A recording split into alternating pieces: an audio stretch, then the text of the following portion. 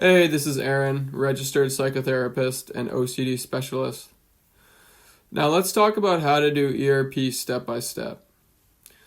So the first step is that we're going to choose an exposure with intentionality, purpose, and meaning. We're going to make it very specific. For example, at this time, on this day, I will touch this particular contaminated object for this amount of time. The second step is that we're going to be in a zero distraction environment. There can be nothing that can take away your attention to make this effective. The third step is that we're going to actually do the exposure now. Now it is time to expose yourself to the anxiety. Time to have the courage to face the contaminated object. So now, you've touched it. You've done it. Wow, you're brave. Now resist the compulsion. Fight the urge to wash your hands. That's it. Number 4, make sure you are not doing any safety behaviors to make the discomfort easier. It must be challenging. No paper towels over contaminated objects, wearing gloves, etc. You need to feel the anxiety. 5th step, sit with the anxiety until it reduces at least 50% before moving on.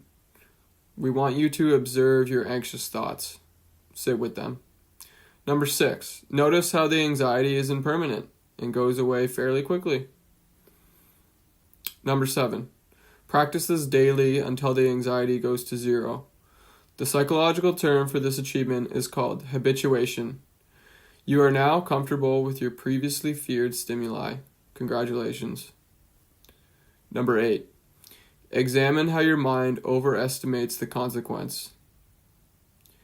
Number 9, see how your beliefs about the anxiety change. Notice that your expectations are violated. You didn't think you could do it, but you could, and now the anxiety is gone, and it was not as big of a deal as you might have expected. Number 10, write about the experience of each exposure. You want to be able to learn from them. Make a journal.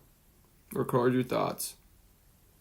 Number 11, once you've completed an exposure at level 1, move to your level 2, and so forth.